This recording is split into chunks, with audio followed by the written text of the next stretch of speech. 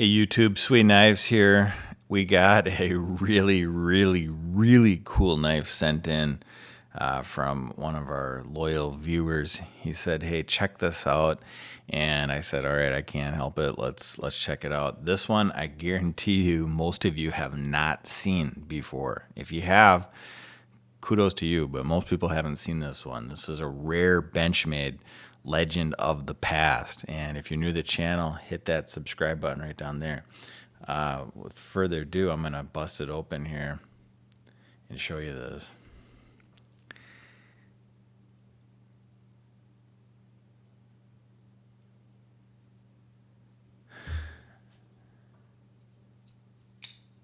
Look at that.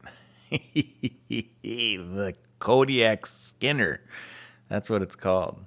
The Benchmade Kodiak Skinner, model number 725.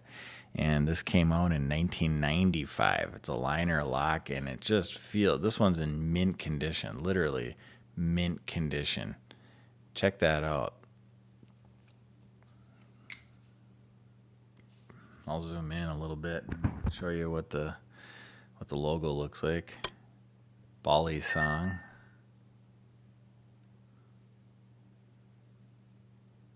Benchmade USA. Notice they used the actual Phillips screws. This is how they did it back in the early to mid 90s. And that's the clip. I love these clips like that. I don't know why. I just love that stamped Benchmade USA. This is 6061 T6 aluminum, and in my opinion, the best aluminum that's out there, and it's anodized in black. Love it. Just love it. Everything about this knife is, I mean, this is truly one of the knives and the reasons why Benchmade became so successful. There was nothing even close to as good of a knife as this back in the early mid 90s. Nothing. I mean, nothing even came close. Benchmade had other models out there, but their tolerances, the way this fit, the way it worked, I mean, just smooth. I mean, even to this day, it's smooth as silk. I mean, just a really smooth knife. It held up well. Benchmade USA. This is what put Benchmade on the map. Knives like this. In this particular one, it's called the Kodiak Skinner. It's a large, they advertised it as a kind of a hunting blade. So they wanted you to use it for, it's in the shape of a bowie, kind of a bowie knife, but they wanted you to use it for skinning game. I mean, that's why it's called the Kodiak Skinner. So it was supposed to be used for skinning big game, caping, all those kinds of things that hunters would use it for, and I'm sure a lot of hunters did use it. Length of this blade is just under 4 inches, 0.125 inch thick blade. The steel on this, get this, you know, most of the steels in and around this time frame were made out of ATS 34. This one, believe it or not, is made out of what they called G2 stainless steel, G2, which is the same as, I believe, G1, Gen 1. They just couldn't use that name. I believe Spyderco used that. And the reason they used G1 was because Gingami 1 was the company that made this steel. I think it was in Japan, and Spyderco wasn't able to use that name at the time, so they used Gen 1, and that was later on. And then they called it G1 originally, then Gen 1, and then G2, which are all the same thing. And I guess the acronym back in the day was G2 stood for good shit. So this was, at the time, this was the very best steel you could use to make a knife ever. And this one has a satin finish. And then it wasn't long after that, ATS 34 came about, which was a little bit better in different properties, holding up well, keeping an edge longer, but overall, just a great knife. These liners here,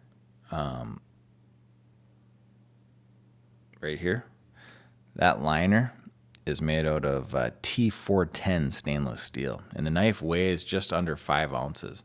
That's what the weight of the knife is.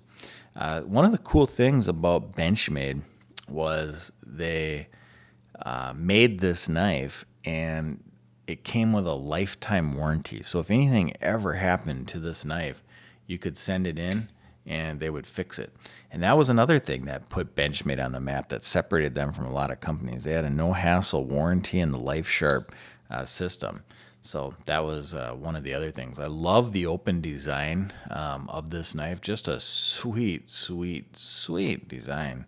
Got a lanyard hole. I mean, and it's really not, I mean, it is a pretty big knife, but it's not that big. I'll show you in comparison to some other ones. I got a Spyderco here. You can see it's a little bit bigger than the Spyderco. I got the Griptilian. You can see it's a little bit bigger than the Griptilian. What else do I got here? I got the Victorinox Hunter. You can see it's a little bit bigger than that. So yeah, I mean, it's a pretty big knife, but it's not that, it doesn't feel that big in the hand. So, take that for what it's worth. This is an interesting thumb stud. You don't see that too often. They changed their design in future years. So this is what the early edition thumb stud looked like to open the knife. And it's just on one side. They don't have it on that side. You can still see their traditional grind lines. That's a Benchmade. You don't see that on many knives. You can see those grind lines, the vertical lines. That's from their machining of the steel. Pretty sweet.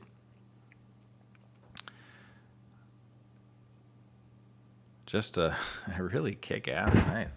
I think you guys will like it. I mean, this is one, I've been collecting Benchmades for a long time, and I have not seen this one too often, the Kodiak Skinner. So I'm sure there's some pictures out there and some knives floating around, but you don't see this knife too often. That's why we're putting it in the Legends of the Past category. You just don't see it. It's an awesome knife from 1995. Which, what does that date? It's almost 26, 27 years. It's 2021 right now, so about 25 years old. You'd think there'd be more of these, but this was a lot of money to spend on a knife back then. A lot of money. I think they wanted, I don't know, $85 or $100 back then for this knife. Yeah. I had a hard time finding out information on it, to be honest. I wasn't sure if this was from around 2000 or 1990, but 1995, that's when it came out. So thanks a lot, guys. Thanks for checking it out. Appreciate it. And hit that like button, hit that subscribe if you like this stuff. I mean, it's not every day you see a historic Kodiak Skinner. All right, thanks, and have a great day. Bye-bye. Hey YouTube, Sweetknives here. Welcome to part 2. We're sharpening the Kodiak Bowie. This is a vintage Benchmade knife, and I just thought, what the hell, let's get it sharp. Let's see how sharp we can get it. So we're looking at the setup. I'm gonna zoom in on the blade. This is being done on a Wicked Edge sharpening system, but you could do this on any system you got. The secret is taking your time, progressing through all the various grits, and if you have lapping films, that works, I've found, to be one of the best ways to get a perfectly mirror edge on a knife, and I do sell those, so see the links in the description if you want to buy them. We're going to demonstrate that here in 1 second. I'm going to zoom in on the blade. This knife was made, I think, around 1995. So I'm just going to zoom in, and I think that's pretty good. Hopefully that's good. It's gonna have to be good. I don't know how well. We'll see how this all turns out. Sorry, I know I'm bumping it a little bit, but yeah, all right. First steps here, I've kind of got it all lined up. I'm gonna draw a marker here. And it's so critical that the screws, you probably can't see these screws on my Wicked Edge, but it's so critical that they're tight. I got a little channel locks here, and I'm gonna tighten them because I know this is the right angle. So recommend you guys tighten these Jesus, won't break them. I've already kind of checked the angles, so we're gonna just start with 200 grit and slowly work our way up. Hopefully this shows correctly on here. Looks like it. 200 grit. Here we go. I want to see something.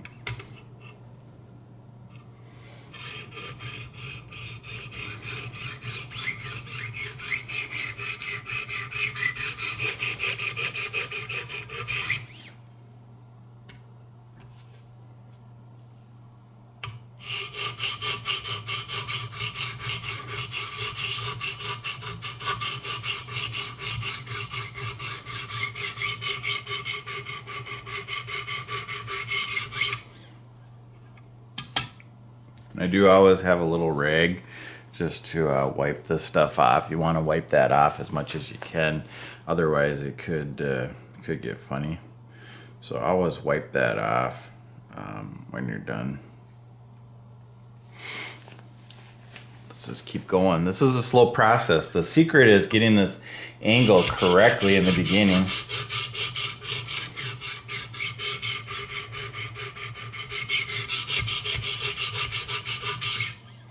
And trying not to scratch the blade more than it needs to be.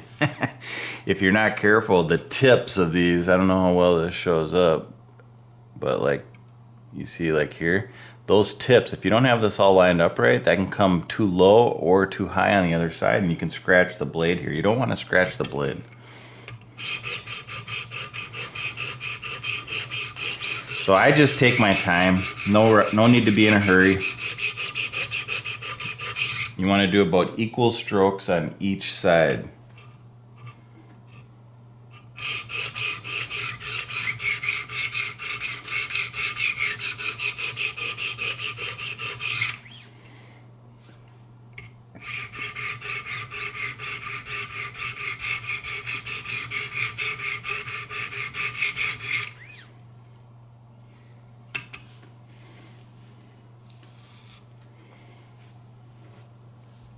Everything's going real good.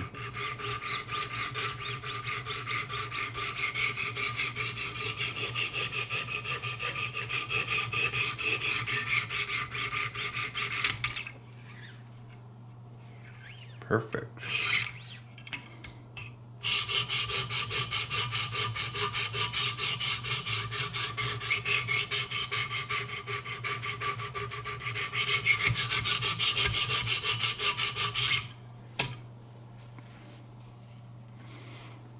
This is working really good, guys. I'm gonna work on this tip a little bit, but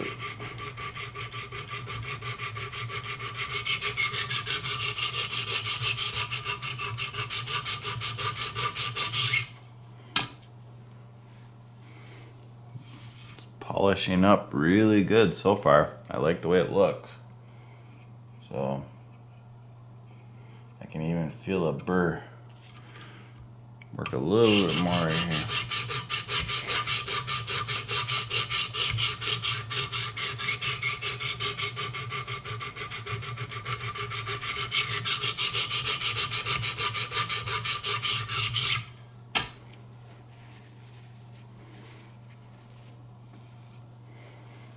All right, I'm gonna keep moving along here.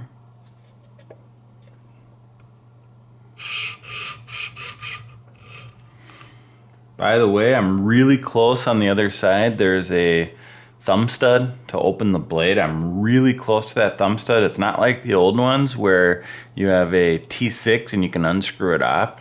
I think you can screw it off, but I don't want to scratch it, so I'm not even gonna try to get it off. And I have just enough clearance. I can't show you it right now, but I'll show it to you after I'm done. On the other side, I have just enough clearance with this angle where I won't hit it. Otherwise, you want to take those off, those thumb studs, otherwise you'll demolish them.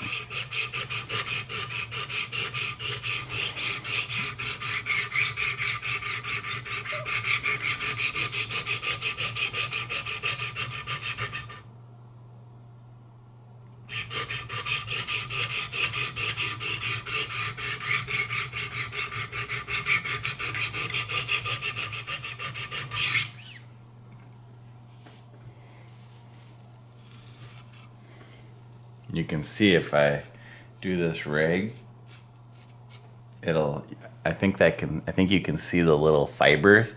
That's the actual burr.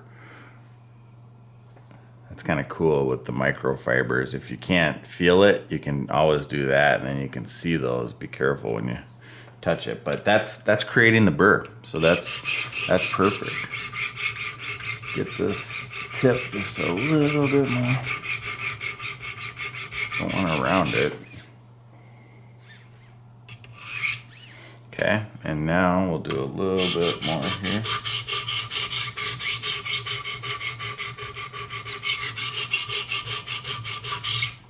Best to spend most of your time on this step with the lowest grit, and then you can spend less time on the ones ahead.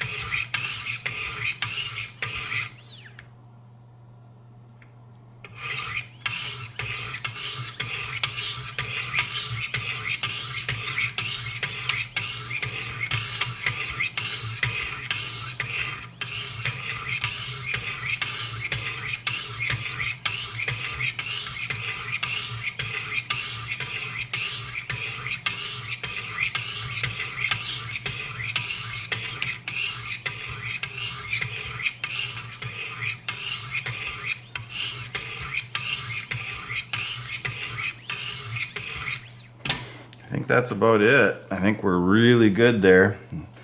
Now we're going to move on to 400 and 600. And I got those right here. So we're ready to rock. This is 400. I always do like this, just, I don't know, it works for me. Been doing it this way for a long time. Others may have a little bit different way that they do it, and that's fine.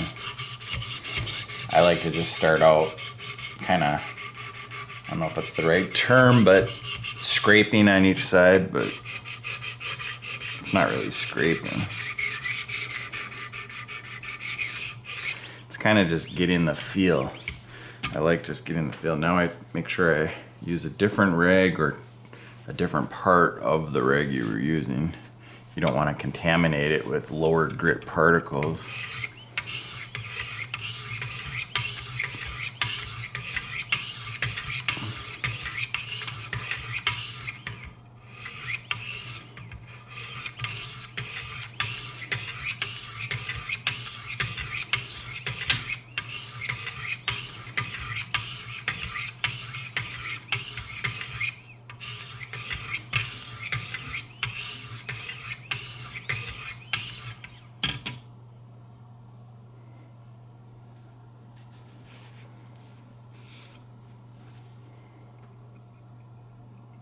Damn.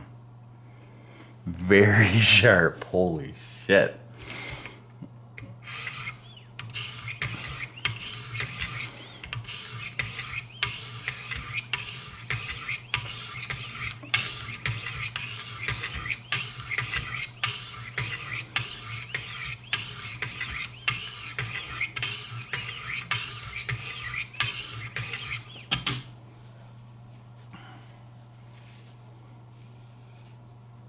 Okay, we're moving on to 600.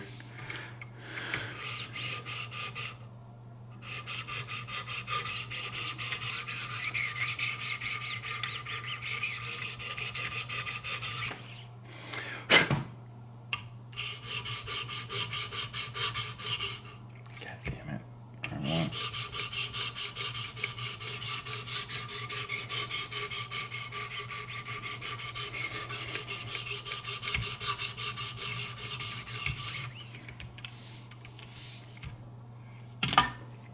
Wipe that.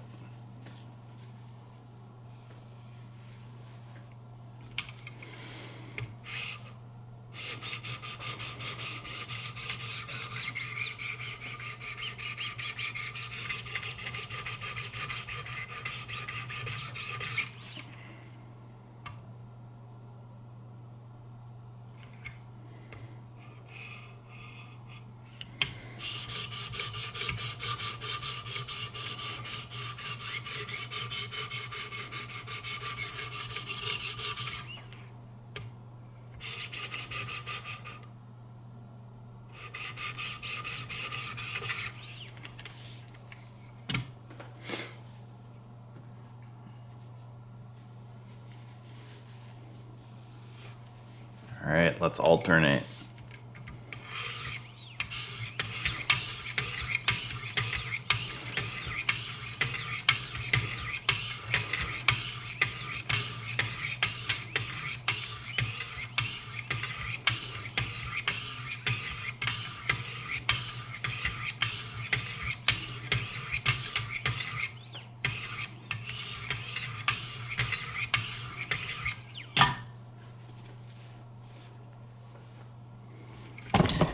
Oh shit, sorry guys. Still good, hopefully.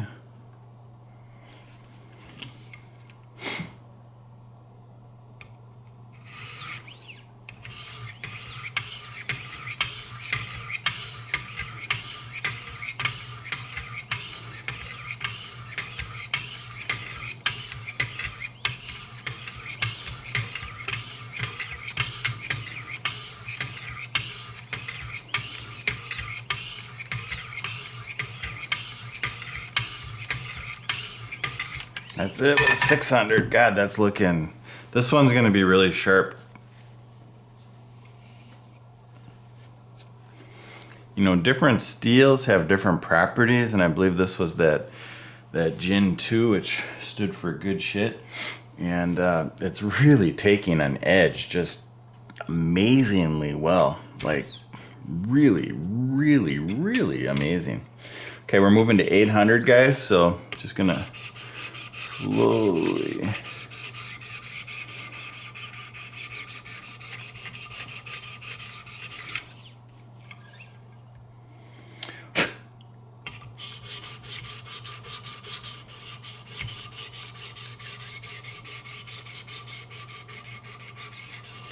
Sometimes I do this and I surprise myself, like how how sharp this gets.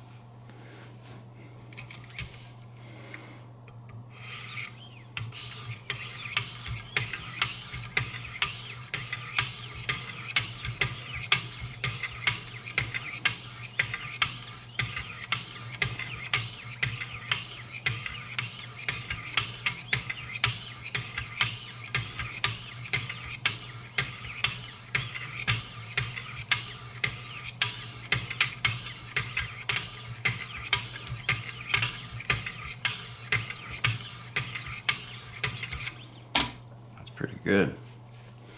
Damn, it's really, really, really, really looking good. Move on to 1,000 now. Just twist them up.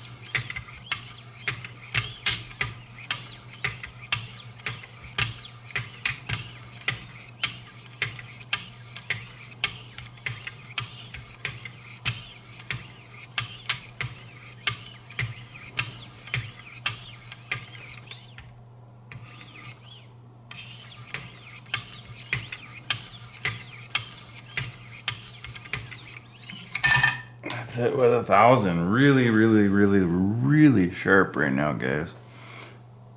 It's even putting a hell of a mirror at 1,000. A lot of times when I sharpen, you don't start seeing that till about 3 more steps from now. But okay, now we'll just keep going. I got 1,500 here. We're giving it the spa treatment.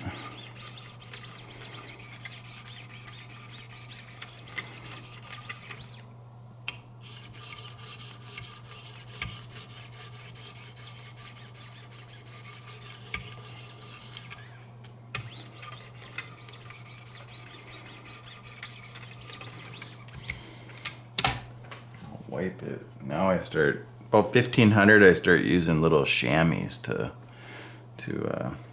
clean it.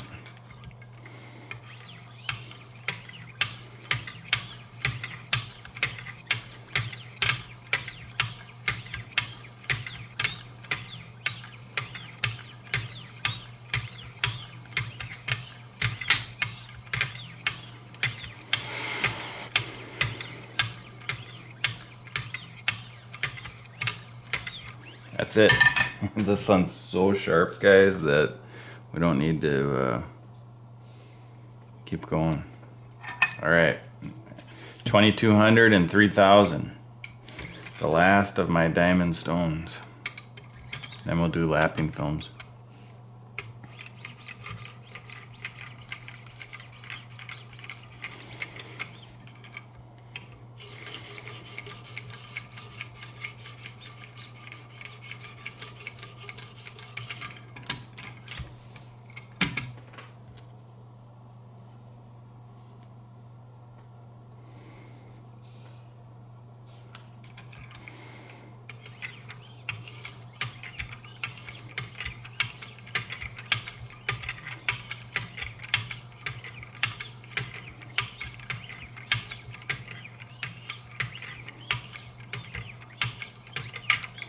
That's it with that one. We'll move to 3,000. It's really just ultra razor already. So this is 3,000.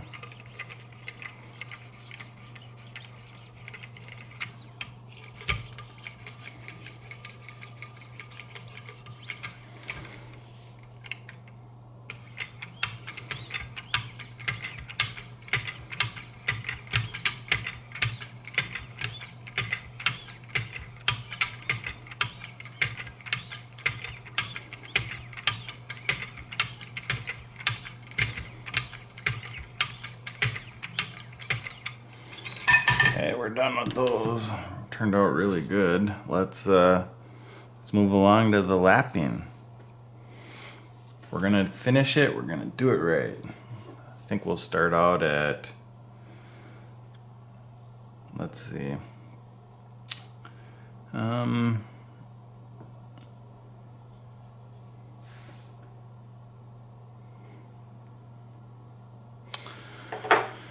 I'll go 12 and then 9 and then so forth. Don't need to go to the green, which is 30 on this side. So I'll just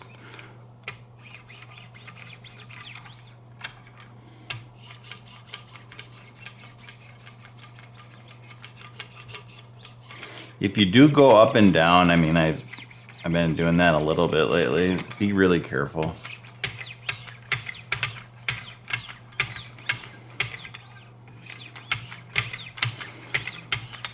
Because you could cut the films. God damn, that looks good.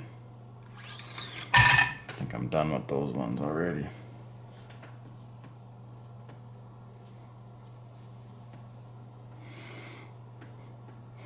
The chamois is a little bit, it's a little bit too big. Now it's just right.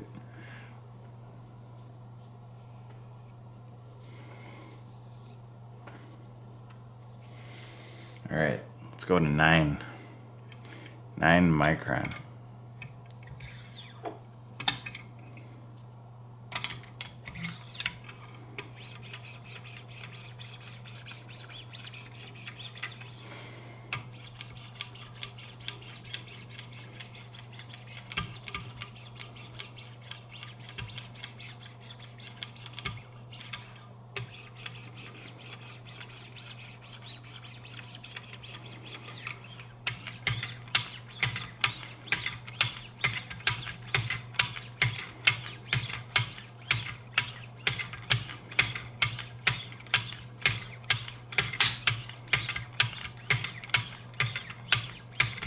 Okay, now I'm going to 3.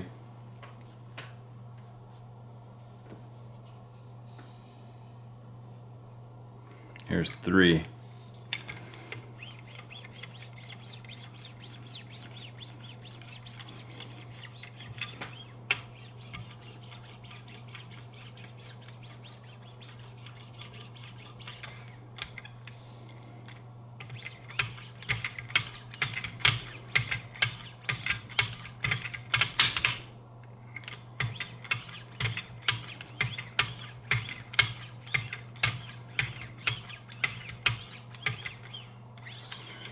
All right, then I'm moving to the finale now.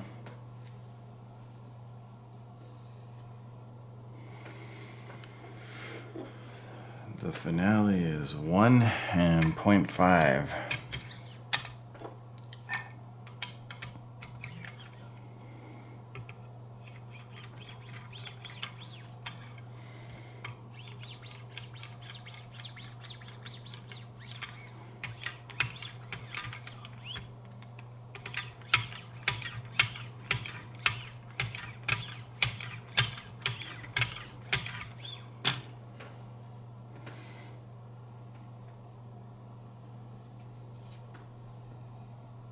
Now I'm going to 1.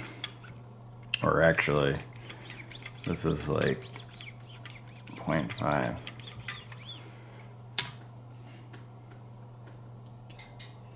little.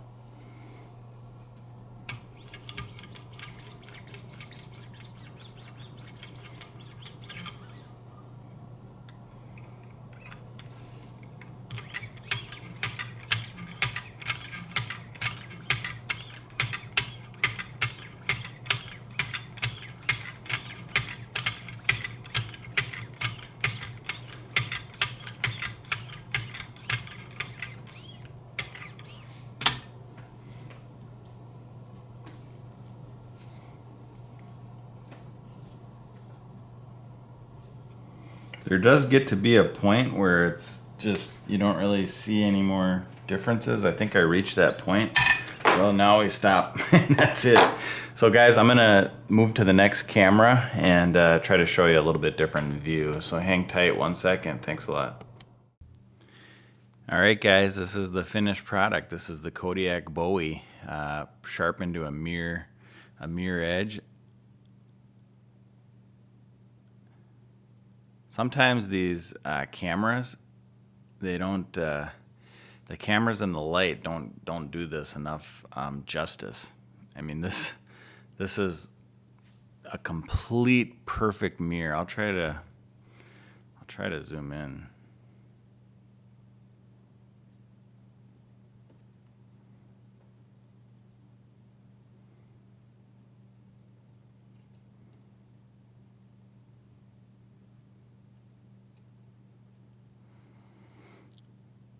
And then I always say, you know, when you're looking at it under this high of magnification, well, if I spent a little more time, maybe I could have got it a little bit better, but holy shit, it's pretty sharp. And it's a perfect mirror. So there you go, that's it. I think my buddy will be pretty happy with that. That's the Bowie, sharpened to a mirror edge. And just for good measure, let's see if it can cut hair.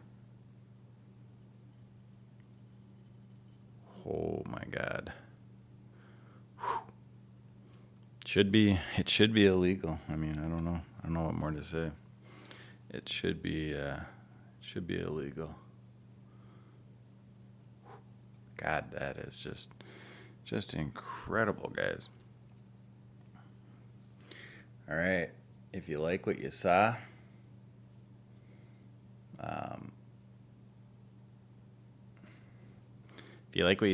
leave a thumbs up and subscribe. That's the Wicked Edge. Again, you can get that just as sharp on any system. So thanks a lot, guys. Have a great day.